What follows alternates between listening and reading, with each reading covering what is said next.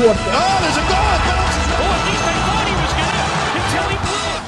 Miami Dolphins meet the Ravens D. They will strangle you like a boa constrictor throughout the entire game and give you no chance whatsoever. You also make their offense look elite as well. But don't worry, you have the solution for this. The good news is that there will probably be no suspension because he slid late or some other cherry-picking bullshit. League discipline is as terrible as this game was. Holy shit, Browns, you might actually win a game this week. You're keeping pace with a Viking squad playing down to their competition. Wait, scratch that. The Browns chose to maintain formalities and embarrass themselves on another continent. Come back soon when Jimmy Haslam fires everyone again and makes himself the GM. Man, these London games have been awful this year.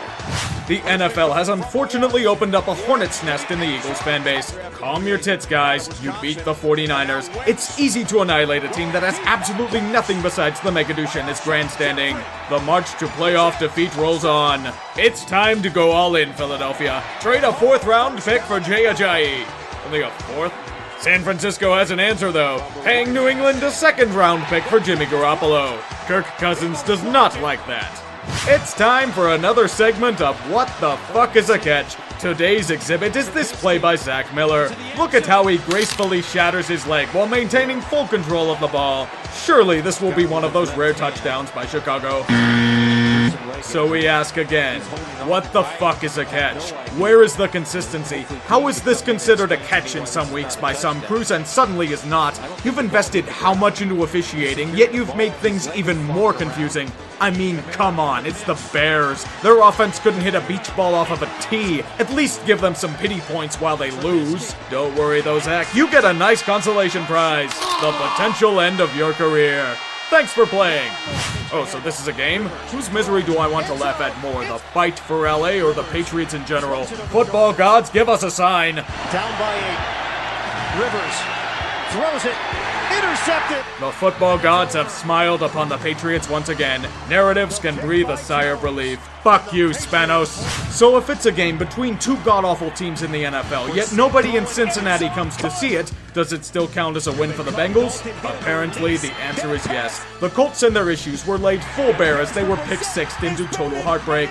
Hopefully they finally get off of their ass and fire Chuck Pagano soon. We can dream, can't we? We can see the excuses now. The Jets were better than we thought they were. The rain neutralized a lot of our strengths. We just choke as a hobby. Fortunately, none of these were used, as the Jets have continued to butt fumble prime opportunities away and hand the Falcons an undeserved victory. Even in a season where they greatly exceed expectations, the Jets find a way to shit all over their fan base. I don't blame a damn soul for not coming out to support the Bucs in this game. Famous Jameis went into vintage turnover mode and the Panthers rolled on to an easy victory. Next week, Jameis will throw whatever reputation he has left for a Hail Mary at the end of the game.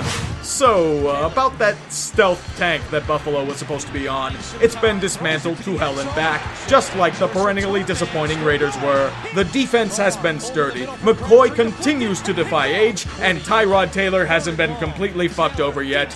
This may be the year you make it back to the playoffs, guys. Are you ready, Legion of Boom? Here come the Buffalo Bills. It's apparent that both defenses allowed the inmates to run the prison. This game turned into a total gun show and fast, with both offenses flexing their mights to the Seattle faithful.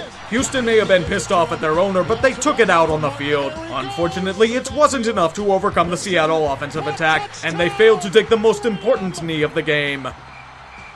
Hey, that really sucked! I'll be here all night, folks.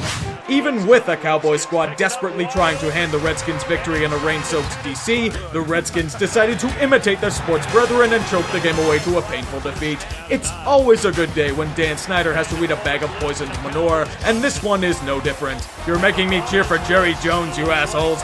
Fuck you, Snyder. This would have been a game that a real team would have won 5 times over, but this is Detroit, and they truly went full Lions. Complete and utter failure in the red zone, going for it on 4th down when a field goal would get you the lead, going for a field goal the next time when you needed a touchdown, and costly turnovers. It was all here for a team that is used to miserable ineptitude. For those of you that think I may be sleeping on the Lions, may I present this game as an exhibit as to your eternal suffering. No wonder why you haven't won a playoff game in 25 years. If there was any chance that the Broncos could have snagged victory from Arrowhead, it was stabbed repeatedly by an incredibly flaccid offense. All of those turnovers and dropped passes passes left that defense out to dry. And Trevor Siemian, that man has a gift of throwing to everyone but his own guys. The Chiefs and their hoarding of time and possession did the rest. Are you ready for some mediocrity, Denver? Because it's coming right at you like a fighter jet.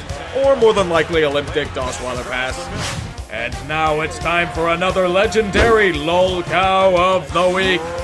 Travis Benjamin, who muffed a punt against those hated Patriots, then instead of logically running out of bounds, he runs backwards to where he is tackled by New England for a safety, all but handing them the game. It's this kind of futility that has trademarked the fight for LA, and is so fitting I have to say it again. Fuck you, Spanos. You deserve all of this failure. Keep it on the ground. That hesitation pays off with a touchdown. Le'Veon Bell just picking and threading his way and waiting to see what the blocking provides. And now do a little recline and little bench pressing off the back of Smith-Schuster.